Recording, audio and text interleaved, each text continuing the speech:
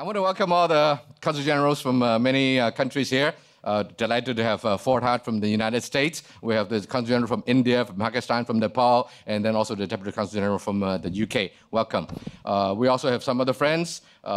We have Ensign Chan, the former Chief Secretary of Hong Kong. We have Alex Yasumoto, and Alex is actually Japanese, but lived in Hong Kong for many years. And as you roam the bridge upstairs, that bridge is called the Alex Yasumoto Bridge. So think of Alex for his generosity. I'm also delighted to welcome my longtime friend, Meredith Wu. Professor Wu was the dean at several places, the last being in Virginia, and then she is now heading the Open Society Foundation's Higher Education Support Program based in London. So we're delighted to have all of you here.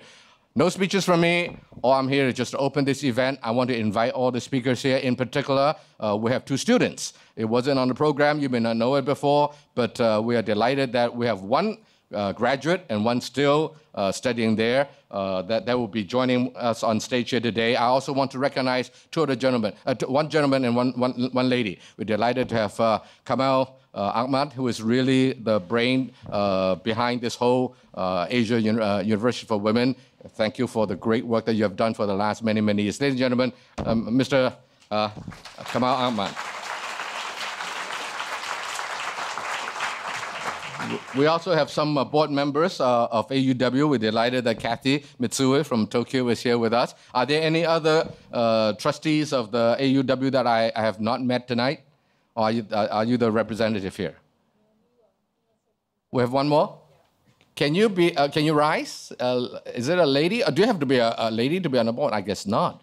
Oh, come on. From UBS. Thank you very much. I didn't know that you're on. And he's also is a benefactor of the ASA Society right here. So with that, I want to invite Cherie Blair, Jack Meyer, and the two students to join me on stage. Is that okay?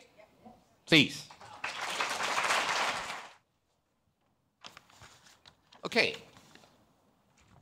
Today, we're discussing women education in Asia and empowerment. Of course, high on everybody's mind is really the role that AUW have played over the last decade or so. And so, but before we get to AUW, I would like to perhaps allow me to raise a few general questions relating to women empowerment, women education in Asia. Jack is the founding chairman of the board of AUW, and the present chairman is Cherie. One is from the United States, the other is from Britain. That means that this is really something that everyone should be interested in. And the first question I want to pose to Cherie is the following. We all know there's a lot of reasons why women are not given as much opportunity as men for education. I know that you yourself have told the world many times that you are the first person in your family to attend university. But in Asia in particular, so many women in so many countries really didn't have that opportunity until perhaps recently. What are the real causes? Is it just culture? Is it economics? Is it religion? I know it's a little sensitive. If we don't know the root cause of what keeps the women from having a better education, from having even any education, then we won't be able to address it. You know, Mao Zedong said one thing. He said, he said women account for half of the sky. You may not like a lot of things he says, but this thing he said is absolutely correct. In fact, he may be slightly wrong. They tend to account for slightly more than half of the sky. So, Cherie, tell us. Well, I'm glad you asked me this, Ronnie, because it is something that we're asked often, and it's something that I have thought of. You know, what are the reasons why women and girls in particular haven't had education? And I think it is a mixture of things. Part of it is economic, of course, because if you think about even in my society in the UK, you may be astonished to learn that I was the first wife of a prime minister, first spouse of a prime minister, including Dennis Thatcher, to have been to university at all. Wow. And that is a reflection of the fact that I was, you know, my husband was still only 40 when he became prime minister, and prime ministers previously had been older than that, and a reflection of the fact that in my country, girls didn't get the opportunity for certainly higher education until really quite late on in the second half of the 20th century. Now, some of that is economic. If you think of a here we are in the 21st century in a high-tech integrated world, but think 100 years ago, when we didn't have things like washing machines or vacuum cleaners or contraception, and then you think of what life was like. So almost inevitably, if you like, the work outside the home was done by the men, and the work inside the home, which was hard physical labor, manually washing clothes, manually making clothes, manually preparing food over open fires, making, in my country at least, tallow candles. There were all sorts of things which would mean women were economically active, because these things are what make society go, but they weren't certainly involved in paid work. So economics is part of that. When you ask why have women progressed in the 20th century and beyond, you have to contribute some of that to things like the humble washing machine and the vacuum cleaner, for sure, because it freed up women's time. Another thing that freed up women's time, of course, is contraception. Being able to regulate how many babies you have. If you're having 10, 12 babies, I mean, frankly, both physically, mentally, there is less opportunity for you to fulfill yourself. So economics and the way the world of work works is a factor in that, and it's a factor that we have to address in the 21st century, because as we now have women coming into the workforce and men being much more interested in being part of being hands-on fathers, we are talking a lot about how we should change the way the world of work is organised, and that's driven too by economics. But you're also right, of course, that it also has cultural and social norms. And yes, in some cases, too religious. Though I would always say, and I speak that knowing full well that here in Hong Kong, there are many women who got an education here, my own sister-in-law who comes from Hong Kong included, because of the work of the Nuns of the Sacred Heart, who actually came here and from the 19th century went around the world promoting girls' education. So therefore, to some extent, in that case, there was a religious impetus for education. But we're also aware, of course, that there are also religious influences on the world who claim that under their religion, women shouldn't be educated, which takes me to why I think there's a social, cultural issue. Because in the end, this is all about control. And if you want to control a society, one of the most dangerous things you can do is have educated people in that society, because educated people are more likely to challenge you and ask questions. Now, if you want to restrict the opportunity of having people educated, one of the best ways of doing that is actually not to educate girls. And why is that? Because of the intergenerational effect of women. So when you educate a girl, you have a bigger knock-on effect than when you educate a boy, because when you educate a girl, you're educating her future family. So if you can keep women in ignorance, then it doesn't only affect women, actually, it will also affect the men and the boys. Whereas if you have an educated mother, then all the statistics, some of them were referred to in the film, mean that she's more likely to educate her own children. She's more likely to regulate her own fertility and decide to have fewer children. And all the indications are that as the economy develops, the birth rate goes down. She's more likely to understand basic health messages and get her children inoculated, understand the importance of basic public health messages like washing your hands, taking other simple precautions. And so educating women and girls is so important, not just for themselves, but actually for your sons and their future husbands, and even, dare I say it, for their fathers. Thank you. I'm delighted to hear what you have to say. I'm delighted that my wife went to university. I think that we communicate a lot better that way. Jack, well, can I say one other please, thing in relation please. to that? Some people ask me what's the most important thing as an educated woman you should be looking for, and I always say a supportive husband. And I was pretty lucky in mine, and it sounds like, Ronnie, your wife chose wisely too. Well, Cherie, you just caused me a lot of trouble tonight.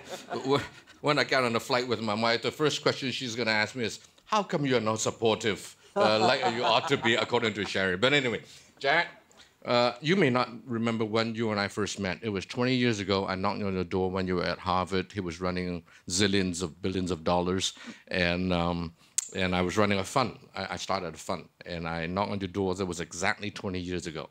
Now, I didn't know that you were that involved in AUW. Last time I checked, you were a man. You have a mustache. And how do you get involved? Why do you get involved? And you can also answer my question to Cherie, if you like, as well. Well, it started probably 25 years ago when I worked for the Rockefeller Foundation in New York. And my job was to manage the endowment. But that was going well, and they were gracious enough to allow me to go with them when they went on field trips to Asia, Africa, et cetera. So I got quite involved in the program side. And in the 80s, Rockefeller Foundation was doing a lot of cool things. They're working on great neglected diseases, malaria, schistosomiasis, et cetera. They had the green revolution, the super grains of rice and wheat in Asia and in Africa. So it was a very cool place, very well staffed. And when we went on these field trips, it was sort of surprising that quite a few of the projects, even though we thought they were very well designed, were not doing well. In some cases, no impact whatsoever. And we spent long nights talking about why this is the case. And a number of us came to think, among them me, that in the developing world, you have a long list of problems. Clearly, you have education, but also health and poverty and violence and hunger and lack of institutional support, et cetera. And so the problem is when you pick out one thing to treat, you're going to treat schistosomiasis in Uganda, and you set up a lab and you do everything just right, and you come back in 2 years and all the lab equipment is gone and the project has come to nothing. We came to think that the problem is your single project gets overwhelmed by all the other problems on the list. And so we tried to think of what might make progress against all those problems at the same time until you can get to the point where you can treat schistosomiasis. And for many of us, it was clear that that was women's education. And at the same time, I met Kamal, our founder and visionary. He was at the foundation. And we kept in close touch. And when he called me in 2000, I was at Harvard at the time, and he said, I'm going to do it. I knew exactly what he was talking about. And I said, well, sign me up. So that's how it started. Can you also, Jack, since you're there from the beginning, just give us, because the audience, I'm not sure everybody know the history of AUW, in no more than 1.5 minutes. Tell us what you have done in the last, since 2000 or even before, well, say since 2000. How has the progression been at AUW? You start the clock? Yes, just keep talking. 2000, we started talking a lot about the type of school it would be, liberal arts, worked on curriculum, faculty, et cetera. In 2008, we decided, okay, we need to start this for real. And so we sent out applications to 6 countries. I received 1,200 replies in 2 weeks, which is fantastic. You mean applications? Applications, yes. And we whittled that down to 300. And then we had the really important decision as to how many acceptances should we send out. We wanted a class of about 100. We had no idea whether anybody would come. So we decided we'd send out 140. And to our surprise, we got back 130 yeses, which means that our yield is somewhat better than Harvard's. Yes. So let you know that, right? Right. And then we added a class every year. And so in 2013, we had our first class graduate. We've now graduated 3 classes. And those people have jobs, and they've gone to grad school. So it seems to be working. Can you tell us that after they graduate, do they always get good jobs? Well, it's early days. We've had 3 classes, 350. But thus far, they're getting jobs very quickly. You know, during their course at AUW, they have internships. We like them to get a taste of the real world. And so they're prepared for the workforce. So thus far, they're getting good jobs. No one's a prime minister yet, but we expect that to happen in just a matter of years. Very good. Cherie, then let me turn back to you. And you are now the present chairman of the foundation that runs the Chancellor. I'm sorry, you're the Chancellor. So what are your challenges right now? Well, there are a number of challenges, of course. Jack mentioned we have 500 students at the moment. We have seen very pleasing progress with 350 who have graduated already. We would like to take our student body so that there were 1,200 students. At the moment, the vast majority, I mean, over 90% of our students are there on full scholarships, and even the others have some sort of scholarship. So clearly, to make that happen, we need to raise more money in order to support the scholarships. It costs about $15,000 a year to support a student at the AUW. Per student? Per student. That includes their transport cost, clothing, books, tuition, food. And I covered everything, I think possibly everything. Accommodation. And so, you know, we need to raise our endowment. We need to raise our scholarships. We've been very lucky in being able to support the girls on scholarships. We would also actually like to attract other girls who aren't on scholarships, because we are unashamedly elitist. We want this to be the best liberal arts college for women in Asia, which is an international university. So increasing our student body is one of our challenges. Another challenge is when we set up in Bangladesh, the Bangladeshi government was very cooperative, firstly because they gave us a charter which makes us independent of the government. So that we have 2 trustees on the board, they are in a minority, and we have a protected status so that the government can't just suddenly interfere with the university. The government also, they didn't give us any money. Bangladesh is a poor country, but they did give us a 100-acre site, which is a very nice site in Chittagong, and we had a very famous architect who very kindly donated a design for a new building. And we've even had some generous donations from some donors here in Hong Kong. But we need to raise $50 million to build the building. Why is that important? I'll tell you why it's important. For one practical reason, or perhaps even 2 practical reasons. At the moment, we're in temporary accommodation, so it's former office and residential flats. So it's fine for a liberal arts education in that, you know, that one can deliver liberal arts quite easily without complicated laboratories. But nevertheless, it's not ideal. Secondly, we want to attract great faculty members, and we have been very lucky in the way we've been able to attract people, often idealistic, younger academics who at the beginning of their career want to do something. And secondly, at the other end, people in their 50s who have already contributed a lot, run big departments, who want to put, often of Asian origin themselves, who want to put something back.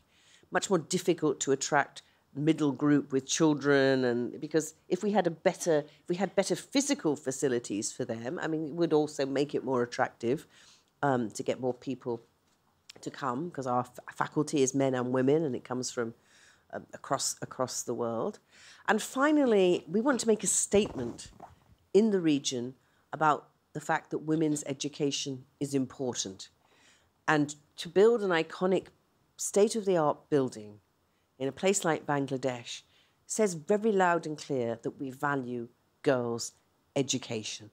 Of course, where we are at the moment, because of the atmosphere and the sheer excitement of what goes on in the place, anyone who comes inside experiences quite vividly that we value girls' education. But from the outside, it looks like, well, this is a girls' university, so frankly, any old building will do. And we want to say something very loud and clear, which is only the best is good enough for our girls.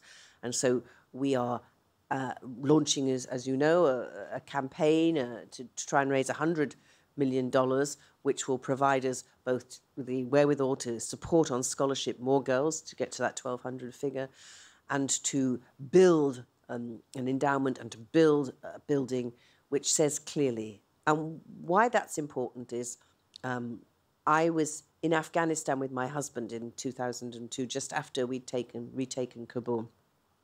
And while I was there, I met with the Minister for Women at the time, and I said to her, what can we do to help? And I'd spoken during the time about the tragedy of Afghanistan, a place where under an enlightened king in the 20s, actually there were schools for girls, and where actually, you know, there were women's opportunities, which was then destroyed really by the conflict, the decades of conflict, and then obviously, as we all know, particularly destroyed by this mindset in the Taliban, which was actually actively against women's education, which didn't only destroy the education for the girls, but actually meant that the whole cadre, a whole generation of boys weren't properly educated either, because of the contribution that women teachers make to education. And I said, you know, can we help? Can we take some of your girls on scholarships to the UK? And she said, well, obviously that is very helpful. But what we really need here is some visible sign of why we value girls' education. And for the girls, young girls here, if the only girls who go to university disappear into some remote place where, frankly, often they may not come back, then it's not saying something about the importance of girls' education in the way that a facility here in the region says something about the importance of girls' education. So we want to send a very strong message for all the reasons I've given already, that girls' education matters, and girls' education to the tertiary stage, which is, after all, not all, but most of the leaders in today's world, in business, in the NGO sector, in politics, will come from people who've had university education. And so it's really important that we ensure that the girls who get that education get so because of their merit and their abilities, and not simply because of their parents' ability to pay. Did you, Madam Chancellor, say that it costs, what, 15,000 or 12,000 per student? 15, dollars, yeah, US dollars. Per year. Right. So if you want to have 1,200 students, Yeah, you're that's a lot of talking about 18 million US dollars every year. Did I get my math wrong? Don't, listen, I'm a lawyer, I'm good at words. Listen, don't depress me, that sounds a hell of a lot of money, but we do have a whiz at finance over there.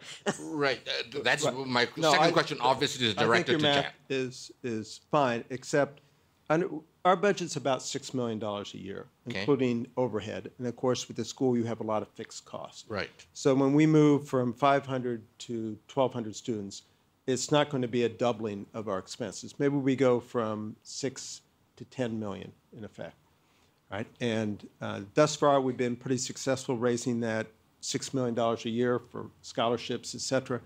So we'll need to continue doing that. We earn a little bit of money on the endowment.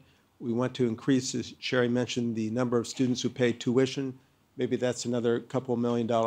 And that gets us to the $10 million a year pretty easily. You know, Jack, when Kamal came to see me, when was it? About earlier this year, I was very interested in the business model. And you are investment guru, one of the best in the world today. So I was very troubled by the business model that he presented to me. In this town, I probably raise more money as an individual for nonprofit than anybody probably. That statement is probably correct. And so I know how difficult it is. And when you do get to 1,200, you're going to need 10, 15, 18 million US dollars fully, all costs included, I assume. That is pretty tough. Is it possible to break them down to smaller bite-sized one? Say, for example, if you say, hey, anybody want to subscribe to one student per year for the next 3 years? I'll be the first to raise my hand. All right. Anybody want to subscribe to one student? One student. I'm serious. I'm sorry. I have to tell you, it has to be for 5 years. Okay, I'll take it for 5 years. But I don't want to be the only one doing that. I want corporations to be doing, small corporations, maybe 1, 3, 5, 10 a year. If you're talking about, I don't know, Siemens, General Electric, or whatever. We're doing this. Are you doing it? We're doing this, and we have scholarships, and a number of corporations have been quite generous. Can you and not call it scholarship? We can call it a scholarship. I suppose. Yes. We'll figure out the details. And it's basically, you can reduce it to, you could say, for 10 students, you can say for 1 student. Right. And you can figure out what it needs to be. Right. Right. And so, yes, we do that. Now, Asia Society doesn't raise money, okay? I raise money for the Asia Society. Asia Society doesn't raise money. But I'm just curious. Anybody in the audience, for example, would be willing to follow my example and say $15,000 per year per student for 5 students, for 5 years? Yes, Anybody, any ticker to match me on something like that? Maybe my business model is not that good. Anyway, so be it. So that's one of the Listen, we could do a syndicate, darling. We can do a syndicate. Yeah. Well, I'm just trying to help and trying to figure out a way that we can make it much more sustainable. I know how difficult it is to raise money, and if your time and that have come out, and whoever your other leadership are raising money every day, that's really tough work, and I'm not sure if it's that sustainable. So I want to somehow get it to a point where you have a sustainable business model that can last with relative ease. Well, I would object a little bit in terms of what the 1,200 students do, because that moves it from 6 to 10, but it gives us $1 million in endowment and maybe $2-3 million in tuition. So it's not too different than the $6 million that we've been raising for the past 8 years. Mm-hmm. And I think since we've answered a lot of questions that people had about the university, such as, would anybody come to it? Could we collect faculty? Could we devise a curriculum? These women from what's now 15 different countries and different religions and different languages, are they going to be happy living together? Will they be able to do that and learn? And the answer to that is clearly yes. So all those basic questions we've answered. And I sort of look at this as an inflection point. So now it's time to take it to the next level. And it's still $5-6 million a year in scholarships, et cetera. But I'm with you. I think once the school is established, that's a pretty easy fundraise, right, for one of these young students, and for 4 years, I think now. And so I think that's a good way to go. But Ronnie, let's, instead of doing that, why don't we actually hear from the young women themselves? Right, I will get to them. Absolutely. We have time. I've been watching the time. We're delighted that we have one alumna, and we have one who is still a student. We have one from Afghanistan and one from Nepal, right? Now, Marvah, you're from Afghanistan, yes. Right? Now, and not just Afghanistan. You're actually from Herat, yes? Yes, I'm from Herat. Which is, not Kabul, is it? It's very far from Yeah. Kabul. It's 1 hour with the airplane, so it's far. how on earth did you find yourself here? How did you find yourself to AUW? Who told you about it? What made you think that you can apply and be accepted? What was your experience there? Tell us. Ladies and gentlemen, Marvah. Sure. Hello, everybody. Thank you. To answer your question, I'd like to add some of my education background. Good. I was affected by the Taliban era. I could not go to school till 6th grade. I was homeschooling. And I joined school. Your parents taught you at home? Yes, my mom. Ah, Yes. very good. Does she have a university degree? Yes, she has, but she could not work during the Taliban, so she had to tailor to have an earning. She had made many sacrifices for us. Okay, so home taught Yes. until 6th grade. Yes, and then I joined, in 2001, schools were open, not much facilities because it was only in the towns and very few governmental schools. To make it short, when I was in 12th grade and a class of 60 students, only 15 of us were not married or engaged. But How old was it? What year? When I was in 12th grade, so it's you're 18 usually in 12th grade. 18. Yes. And I was dreaming big. I was ambitious. I wanted to have my undergraduate studies studied in English, and I wanted to travel abroad. And there was an English competition in this school. I joined, and I got foundation studies program in American University of Afghanistan, and I met girls from around Afghanistan. And through one of my friends, I got to know about AUW, and I applied. I thought it was a golden chance to get the opportunity to be admitted in AUW, but my family did not accept it. My relatives were not agree at all. I could, with the determination and enthusiasm I shown to my older uncle, who's the head of family, he supported me. And so I was lucky to be a part of AUW family. Wow. What did you study? Tell us. My major is Asian studies, and I minored in development studies. What are you doing now? At the moment, I'm working as technical consultant in counter narcotics ministry. And I'm also a volunteer member of civil society organizations. I'm also a citizen journalist in Afghan Women Writing Project. So yeah, this AUW education really helped me and made me empowered me to be different than all the other colleagues I had in the counter narcotics. I was more outspoken and courageous. For example, I would like to share an example of that. The counter narcotics directory in Herat could make it, eliminate the drugs in 2014 to make it zero, and then they got an award up to $25,000. And in 2015 January, we had a provincial commission meeting, and the governor at the time he finalized in the meeting that they will use that money to build a gymnasium. All the head of the governmental organizations, they were present there, and they were silent. They did not say okay or no. And the head of counter narcotics directory, he did not say anything either. And at the end of the meeting, when I saw everybody, it's about to finalize, and inside something was not right. I felt it, and then I raised my hand and I spoke out. And then after I spoke out and I said the conditions that the money was given from the INL, and then everybody was like sort of silent, and then the meeting was finished with no results. 2 weeks later, a formal letter came from the counter narcotics ministry saying that it is given to the alternative livelihood projects. So I was very happy about it, and right now there are 15 alternative livelihood projects going on, which is farmer benefited in Afghanistan, in districts of Herat specifically. To add to that, I am also the United Nations UN got to know they were selecting 3 women leaders from Herat to be role models and had a program to talk for schoolgirls to motivate them to continue their higher education. So I was chosen as one of them, seeing my activism. They told me, they asked me, and I joined.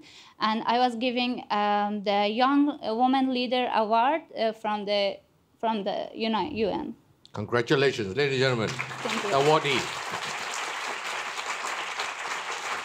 Before I ask you about your aspiration, the future of the bright future of your life, can I just go back a little bit? Sure. You spent 3 years there. 5 years. 5 years at AUW? Yes. 5 years. Okay. How come it's so long? Is it always for 5 years for everybody? It has changed, I think, lately, but for us, it was 5 years. Yes, initially we had an Access Academy to brush up on English and computer and math skills, et cetera, and that lasted about a year. And now we found that we could, by going through the summer, if it's necessary, sort of fold that into a 4-year program. Did you have to pay anything, or family have to pay anything to send you to AUW? Luckily, no. That was one of the motivations that my family accepted it, because my mom is the only person who is supporting my family. Wow. Okay. Sorry? Is she a widow? Yes. Yes. When I was 6 years old, I lost my father. Wow. What does your mother do? Do you mind if I ask? Yes. She is working as human rights officer in Human Rights Commission. Okay. But that's not part of the government, I assume. It's NGO. It's half governmental, half Okay. non-governmental. Then tell us about what's your aspiration. You're still young. You're already won important awards. You have a whole life ahead of you. Will you get married one day? Will you have children? What do you want to do for your life, or your career, and so forth? Tell us. What's your dreams? My dream is to become an ambassador in Afghanistan. I want to be a politician. You want to be an Afghanistan ambassador to somewhere? Yes. Okay. Yes. Any choice of location? I can choose Hong Kong. It's beautiful. But that's only a consul general, but it is ambassadorial rank. We are very important here. Ladies and gentlemen, perhaps a future consul general from Afghanistan and Hong Kong with the rank of ambassador, I hope. Okay. How do you get there? What do you need to do from here on, between now and that? Well, right away, I want to do my master's because I have just gotten married. It's about 1 month. And, Congratulations, ladies and gentlemen. So before going further in life, so I want to have my master's. It's important in career development for everybody, especially women in Afghanistan. I'm having two choices. Either go for my, if I could, because I have gotten admission in Westminster University in the UK, but I could not have a scholarship yet. And so I'm, at the moment I have, so just to go back to my before speech, the Minister of Counter Narcotics got to know about what I have done in the meeting, and she met me and she said that she was inspired by what I have done. It's a lady. Yes, she's a lady. The national head. Yes, she's a lady. And then she proposed me to work as one of her team members in the ministry. So if I can get fund, first I want to do my master's because that is a time limit, which, you know, at some point of the time it's really hard to get. But if not, I will go and work in the ministry. And after some years, I will go for Foreign Affairs Ministry, and somehow I want to get to my long-term goal. What would your major be if you go to university for a master's degree? International relations. International relations. Yes. Very good. Thank you very much. Ladies and gentlemen, Marvah. Now, we turn to what I assume is the youngest on stage here, from Nepal. Christina, you are a biological science student. Yes. Right? Tell us about yourself, where you grew up, and how did you get to AUW? Okay, I'm really a remote part of Nepal. It's called Tipling. This village is located above 3,000 meters altitude from sea level. So, and it takes around 1 day whole bus and 2 days trek to reach my village from Kathmandu. So my family migrated in Kathmandu, and I got to study there with a scholarship from Jesuit Society. It's a Catholic society. And then from there I got scholarship, and I also did good in my examination in SLC level, school living certificate level, and henceforth I got a scholarship in St. Xavier's School, Jawlakhel. Through there, I got to know about Asian University for Women. Our country coordinator, Miss Manandar, she came to our college and then gave a presentation about Asian University for Women. And then I said, why not give a try? Though I wanted to be a doctor from my very childhood, and I had kind of an economical constraint to go and directly apply to medical school in Nepal, which is after my +2, that means 12th standard, that would be a bachelor's degree. It is MBBS.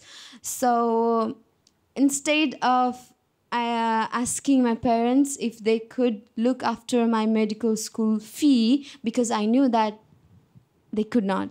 So why wouldn't I go a different way? So why wouldn't I do a major bachelor's degree in biological science or any other science-related major, and then later go for MD in West? So that could be a different direction, though I can reach the same goal, and that's a little longer to the period. And then, of course, I would have different experiences and more talents if I could explore, and more knowledge, education.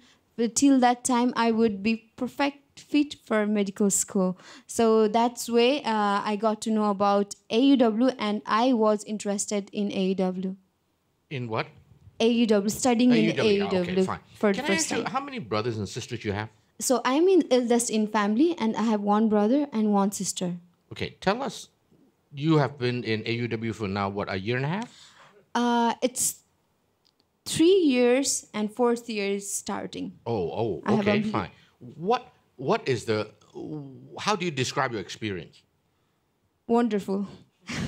Just in a simple sentence, wonderful and very fruitful. The person I'm standing here today in front of you all was not the person I was 4 years back.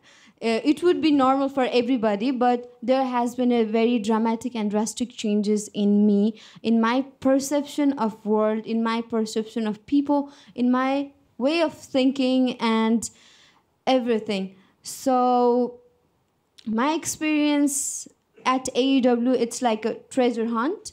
So I go and explore different things daily.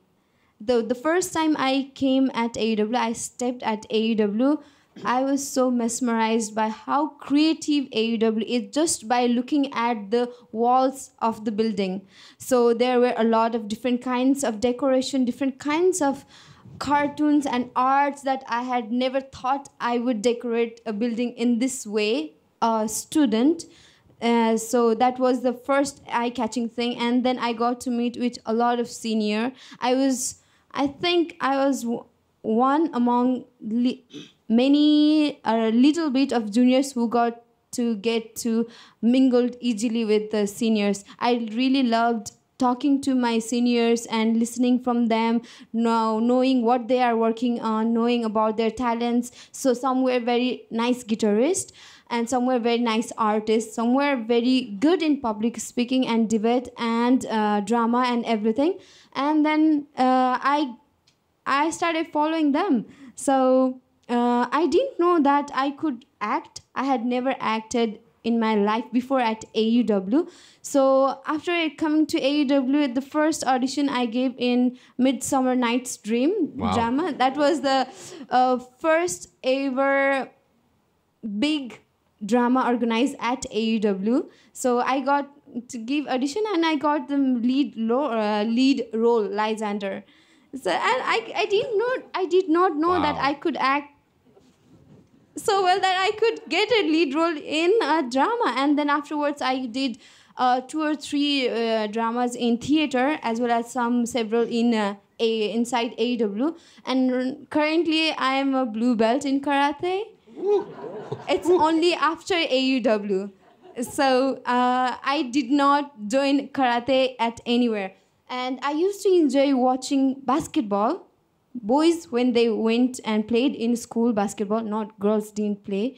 And though I was interested, so I kind of had peer pressure, or the environment was in a way that it was kind of like basketball are for boys. So I didn't even dare to ask, can I join with you? But here at AEW now, I am in a varsity team in basketball. Wow. So, and I didn't know how to play guitars. Now I know basic chords and some strumming patterns. So these are extracurricular development that I have been building since AUW, that I have got in me. And most stunning part is the work-study program that I really admire at Asian University for Women. So Asian University for Women gives work-study program for students. So since first year, I have already done 4 different jobs actually, as an IT assistant, as a mentor for the newcomers, and then as a summer office of students affairs supervisor. And currently I am a resident assistant, which is also called house captain. And currently I am vice president for student government 2015 and 16. So this is my extracurricular and my self-development that I'm getting from AEW. Also academically and knowledge-wise, experience-wise, ideological-wise, thinking-wise, I believe and I know that I have improved a lot. You do so much. Do you still get good grades? Yeah, yeah. I won't ask you what is your grade, but at least you're doing good grade. Yeah, yeah, I am doing good. I'm doing really good. Good. Yeah. You tell us a lot of good things, which is very impressive. But let me ask you, what's the toughest experience? You know, what do you dislike the most at AUW? Missing your family, or maybe a roommate giving you a hard time, or whatever? Actually, I didn't face both of this. So missing my family, the moment I missed my family so much was when earthquake struck in Nepal in 25th April. So that was the most memorable time where I remembered my family to the extent till now at AEW. Because life at AEW is so busy and you get to know so many people around, and you kind of build your second family there. So you have your sisters who act like your mother, you have your sister who act like your brother, and you have your sisters who are sisters, and then you have our faculty members who are super guardian. They are really good in keeping us controlled and guiding us. They don't control us actually, they just show us the way, they just explain it, and at the last, they explain everything, and at last, what do you think? That's the most different thing that I have learned and experienced at AEW than any other educational institution I had entered so far. If somebody asks you, what do you think? Is that what you mean? Yeah. Wow. Well, you've been to Hong Kong now for how long? Just few days? No, few hours. It's few hours. Few hours. Yeah, maybe 5 to 6 hours. How do you like Hong Kong? Hong Kong, the moment I told Marvah also, the moment I got entered into the bullet train, Airport Express, I said, this should what Nepal should look like. Because I could see hills like Nepal, but I could see big concretes and really well-organized city. So I used to think that actually it was hills that was kind of hindering Nepal's development. But no, this is not. Look here, it's possible in Hong Kong. So it's not that. And this is really mesmerizing. The combination of concrete and nature, greenery and concrete. This is really what a world should look like. They should not destroy nature, but I really admire human beings' intelligence, because this concrete, look at it, this is human being made. We made it, this thing, everything, we made it. So I don't, by saying that concrete should not be built and this thing, it's like kind of like shutting down people's creativity, human beings' creativity. You should develop your creativity, increase it, extend it to farther horizon, but you should keep a balance with nature. So this is what I found in Hong Kong. We fully agree with you, Christine. Christina, wonderful. Before opening to the floor, can I invite Meredith? Meredith, you are expert. You have devoted all your whole career so far to education, and the Open Society Foundations is very active in supporting higher education. What do you think about AUW? And what do you think about women's education and empowerment in general? And you being a woman from American, but from Korea, you have your perspective that I'm sure we'll love to hear. Meredith, Professor Meredith Wu. Well, Ronnie, thank you. I joined the Open Society Foundations only 3 months ago, and so I don't really have a whole lot to say from experience of what it is like to be supporting higher education in what we call the Global South. But we have had long relationship going back many years with the Asian University for Women. We were there when Asian University for Women got started, and we have always believed in the mission of the university. We always found it absolutely miraculous. Triumph of the human spirit, especially Kamal and all the supporters, to actually do something that in some ways is quixotic. But they made it into a reality, which is, I suppose, what great people do. As Ronnie mentioned, I grew up in Korea, in South Korea. And I have many memories. I was there until I was 14 years old. But I recall reading a very interesting data. It said that South Korea, which is a developmental wunderkind, probably nobody grew as fast as South Korea over a very protracted, very short period of time. But in 1960, I read that South Korea had a GNP per capita about the same level as Uganda. But at the same time, in 1960, South Korea had more students in college per 1,000 people than in England. And a lot of these people were women. I remember being in school where the teachers were fantastic women who knew their stuff, who got their training as undergraduates in what was then called normal college, teachers college, which did a fabulous job in producing teachers. I was having a conversation with Ronnie today, since we are now talking about scaling up class size at a place like Asian University for Women. I think what really makes difference is having great teachers, to be able to recruit great teachers. They can handle classes, which may consist of 20 students, but sometimes 30, sometimes 40. But for teachers, great teachers who know their stuff, who are quite very high quality, very committed, and who know their stuff, is a great gift. And I would hope very much that Asian University for Women will continue to have success in recruiting great teachers, even under very adverse, challenging circumstances. Thank Thank you. you. Thank you, Meredith. Before I open to everyone, I wonder if Kathy and Chiwon, the two trustees of the university, would you have anything to add to it? Kathy? I wasn't expecting to be called on, but YJ should also stand and say a few words. But I've been involved in AUW, much thanks to Kamal's twisting of my arm many years ago. I'm based in Tokyo. I work at Goldman Sachs. People say I coined the term womenomics in Japan. I'm a real big believer in closing that gender gap in education and employment, and that is going to drive global sustainable growth. I believe it, and we've had similar events in Tokyo.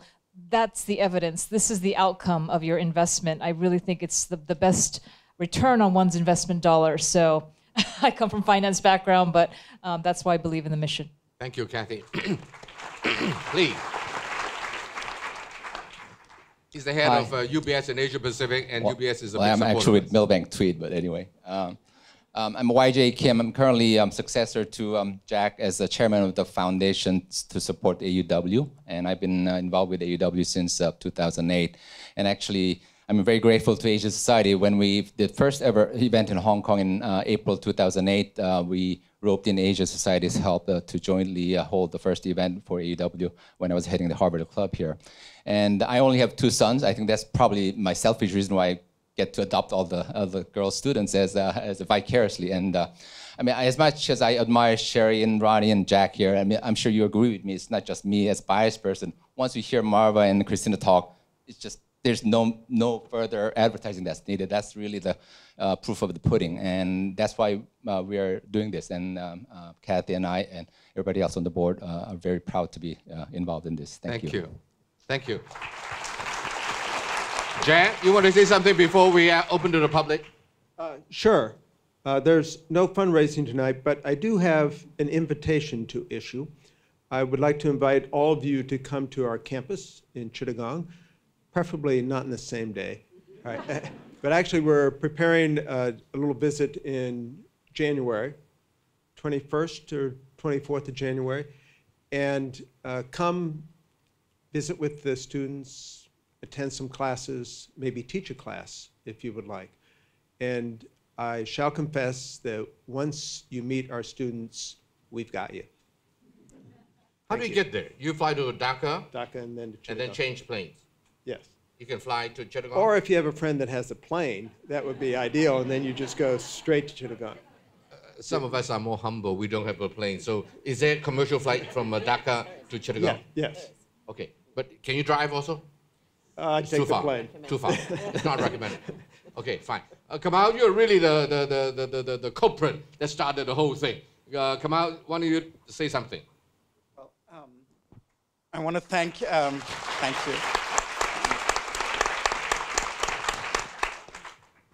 Thank you, Ronnie, for hosting us tonight. It's wonderful to see so many people have gathered to hear the story of the Asian University for Women from so many of us who have been involved with it.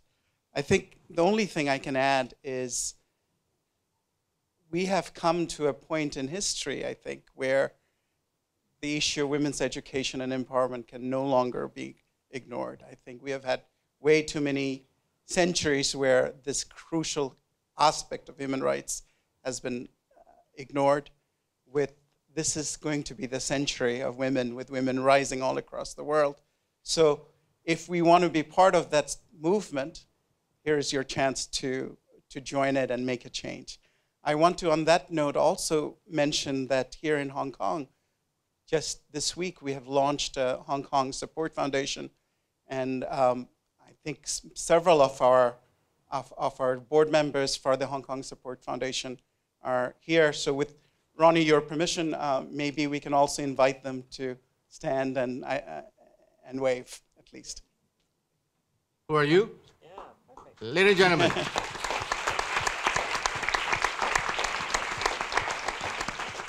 Thank you. And as Jack mentioned, we are planning a trip to AUW for January 21st and 22nd. You're all very warmly invited to come and be witness to the work that's underway. What is happening that day? There's some special happening on campus? The special thing is what happens there every day.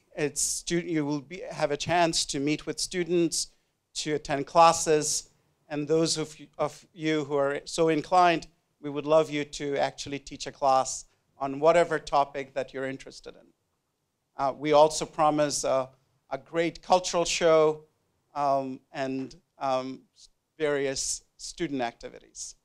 Thank you, Kamal. Thank you. Okay, ladies and gentlemen, your chance to ask question of either the students or the Chancellor or the immediate past chairman of the foundation board. Am I correct? Okay, ladies and gentlemen, floor is open. At the back there. If you are a man, you are allowed to ask questions as well, okay? Should I just sit down right now? Hi, I'm a professor at ASHK USD in Division of Humanities, and I just had two quick questions. One is more macro, one is more micro. One is that this is a fascinating model, and I'm just wondering if somebody has a similar aspiration and would like to create another women's university, women's college in another Asian country, maybe on a smaller scale, how would you suggest in terms of duplicating this model? Number one.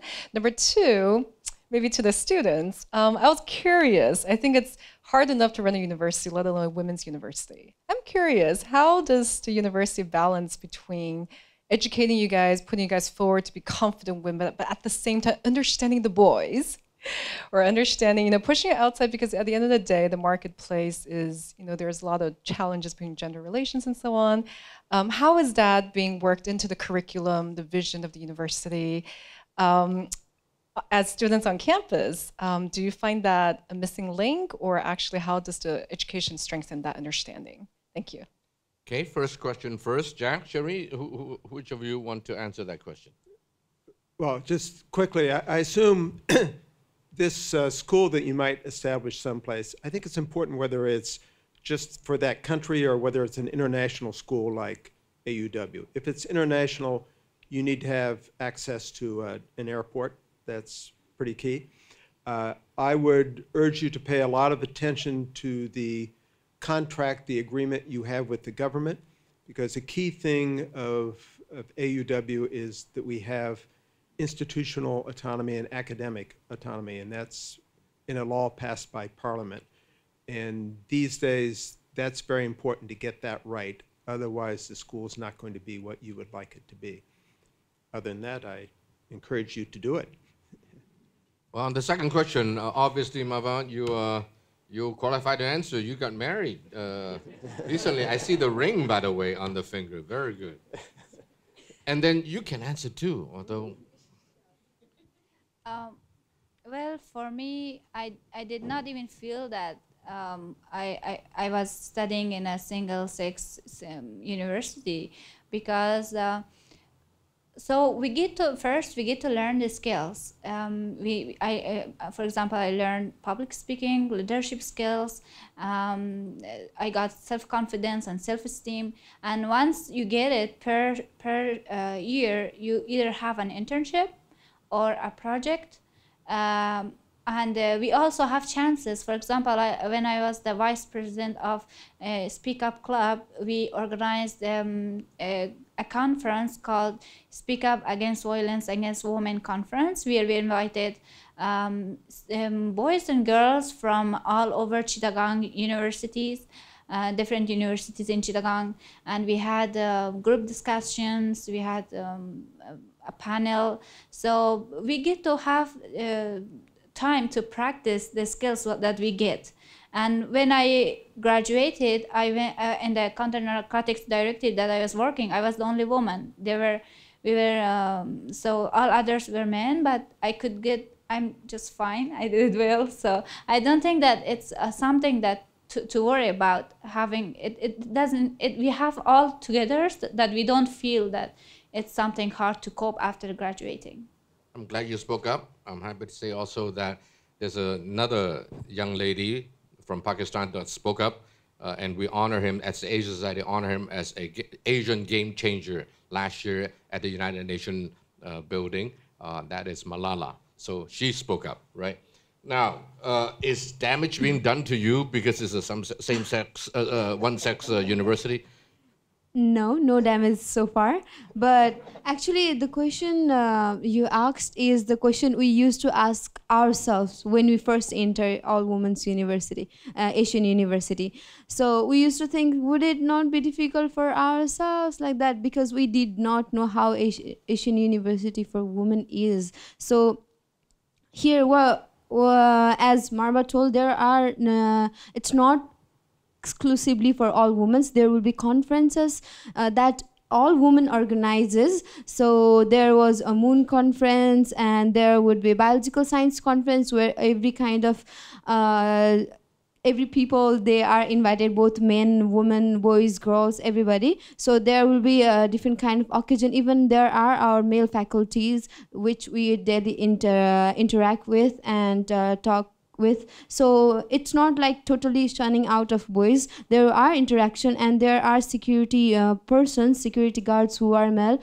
and there are food department cooks and other people whom we interact with. So it's not, I just wanted to say that it's not we'll talk to girls and girls. So, and beside that, there will be summer projects. So we get to do summer project. We can start our own project and implement it, research about it, present it, go and talk with in the field, go and talk with different organizations and do internships, jobs, this kind of activities help us interact with boys. So we don't find it difficult. And another thing is, once we are confident enough in ourselves, once we are confident to say and be proud of who we are, then I don't think we will hesitate to talk to anybody, whether it's men, whether it's old women, whether it's, why not president, whether it's our own local neighbors. So it's not difficult. Thank you. No problem. Right in front here. Microphone, second row. Right. Hi, thank you very much for the talk. You touched on sort of violence towards women in certain societies, and I wonder if that was something that you considered something that was on your mind when you set up the university. Well, sure. I mean, actually, violence against women is in every society. It's developed, emerging, developing. It's a big issue. And actually, one of the things I remember quite well about one of my visits to the Asian University for Women is a presentation from led by some of the girls from Afghanistan, and remembering her standing up and presenting her work about violence against women, and just saying categorically in front of a room of visitors and others, you know, it is wrong that women should be beaten in their own home. It is wrong that women should be raped. And she had the confidence in herself to be able to transmit that message, and I'm sure both of you girls also have that confidence. It's something that the girls talk about a lot in a different way. I remember another time I went to the university and I attended one of the literature classes. There's the Asian Studies course, and one of the things they do is they look at Asian literature, and they were studying a book called 1001 Arabian Nights, which is by an Egyptian writer, and it has a very interesting take on, you know, in this case, there's a evil ruler who is causing misery to the people, and the question is really, can you do good?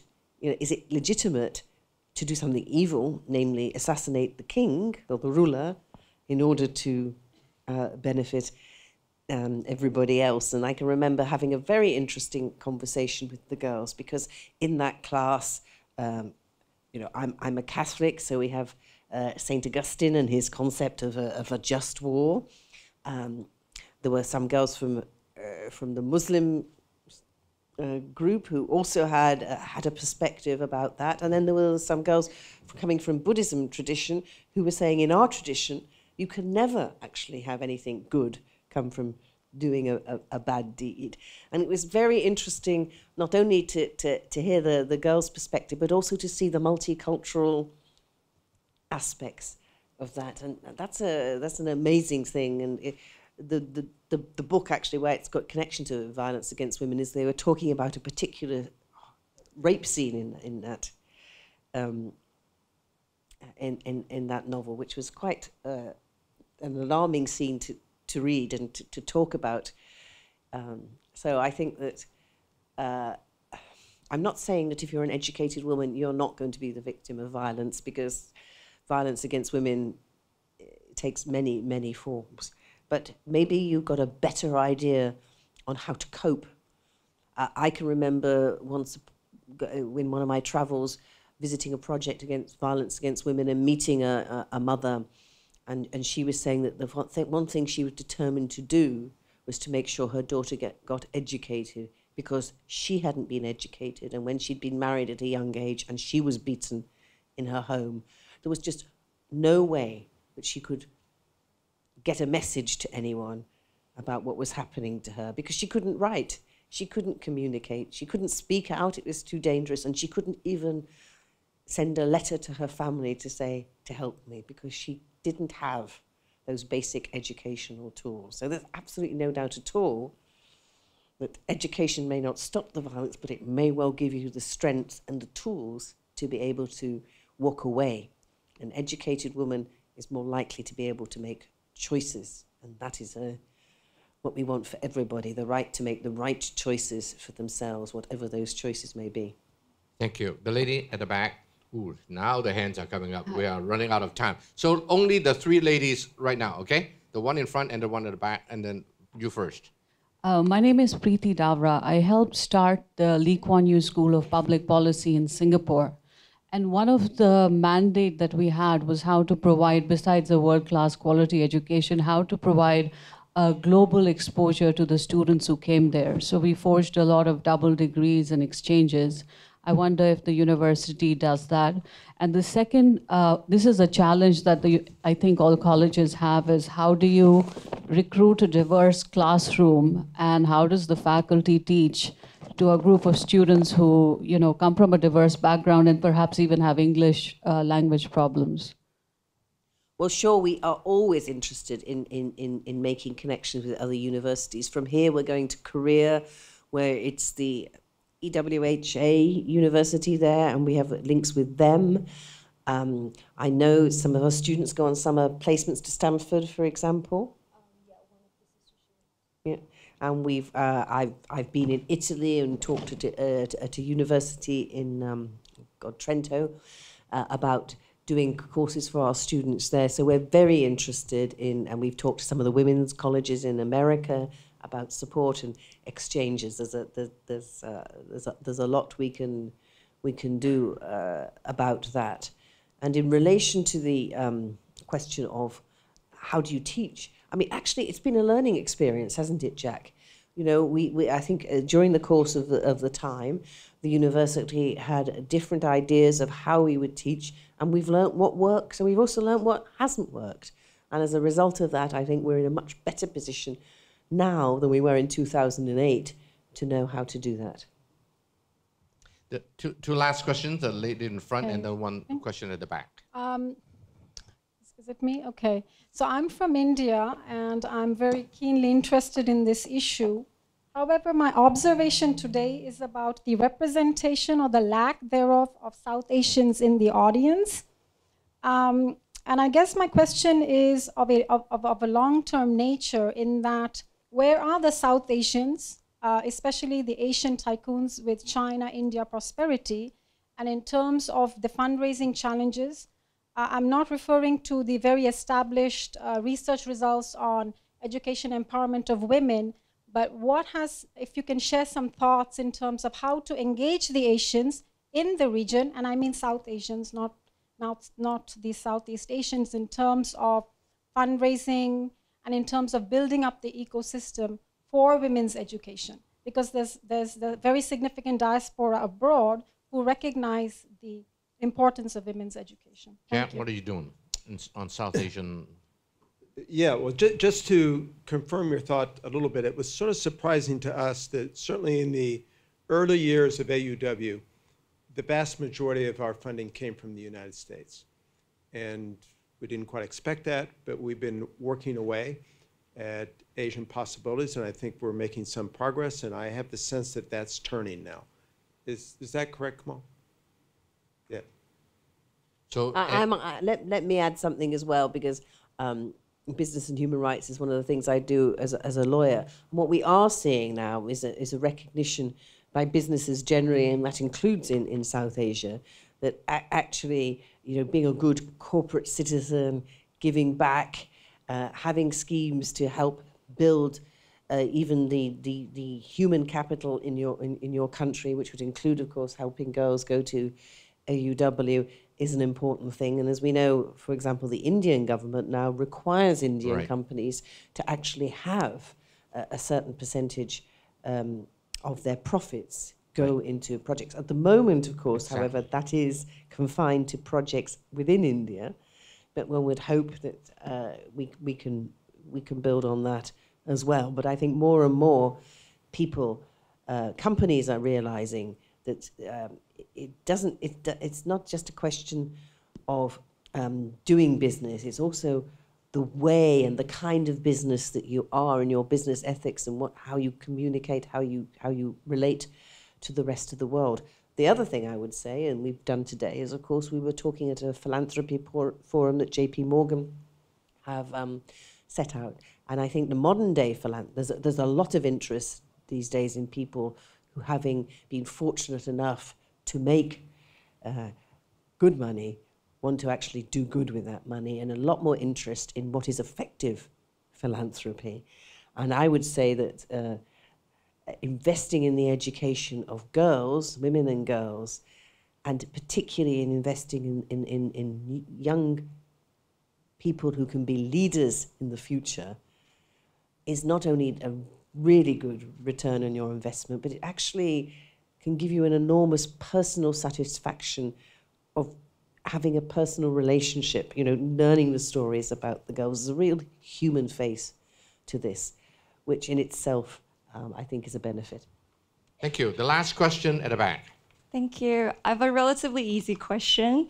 I was wondering what it takes to be a student there, because obviously the student and alumni here are super outstanding, but I'm just wondering, as the university becomes more well-known, as more applicants apply to the school, I'm sure there will be a set of selection criteria. So how do you strike a balance so that this university doesn't become an exclusive elite education? Thank you. Well, I think firstly, and Jack can say some more as well, is we select on on potential. We don't select on, whether you can pay. So that certainly makes a big difference.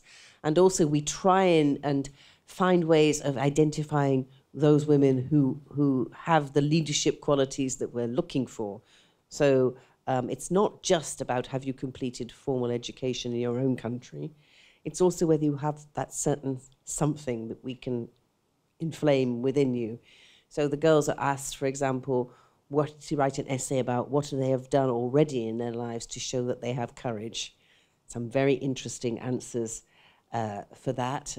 They're also asked to given some problems, some world problems, and they're tested to see, how outraged, how moved they are to do something about those problems. And I've forgotten the third thing that they do. Can you remember, Jack? Empathy. Empathy, that's right, yeah. Also, we have ways of trying to assess whether they possess empathy, because you can be very intelligent and very motivated, but actually to be a true leader, you actually have to care about others and have empathy for those who are not the same as you, particularly in a university like AUW, where we're talking about bringing people from different cultures together. Just to add a bit to that, I think we have two sorts of selection bias at AUW, and they're both good. The one is what Cherie just mentioned. We screen for courage, sensitivity to injustice, and empathy. But the second is, and this was a little bit of a surprise to us, I don't know why, it seems obvious now, but if you are a young woman in a village in Nepal, and you've never been outside of your village, and you can convince your parents to let you go to a liberal arts school in Chittagong, Bangladesh, you are really something, right? And on the day one, when we had our first class, we detected this. I was thinking, well, these girls are probably going to be pretty shy, and they're not going to talk to me at all. And not so at all. Very aggressive, pleasant but aggressive questioning. That's a wonderful selection bias that works in our favor. If you want a leader, that's the sort of person you want. Well, ladies and gentlemen, because of time, we have to call it quit.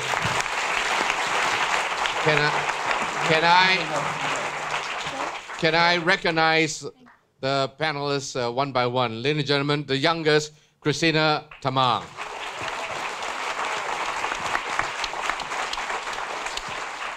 Congratulations on your recent wedding. We wish you a successful career in diplomacy, and that we look forward to welcoming you to Hong Kong as the Afghanistan Consul General in this city. Ladies and gentlemen, Marvah. Well, Cherie, we're so delighted to have you here with us. Ladies and gentlemen, Cherie Blair. Does this imply I'm the third youngest? I'm very careful in how I choose the order. And finally, ladies and gentlemen, not the least, ladies and gentlemen, Jack Meyer, the first founding chairman. Thank you all the Consul Generals for being with us here. We're delighted to have all of you. Roam around the campus. This is a beautiful site. Go to the Alex Yasumoto Bridge. Go up to the upper campus. It's really a beautiful place. Spend your evening here. Thank you very much for coming.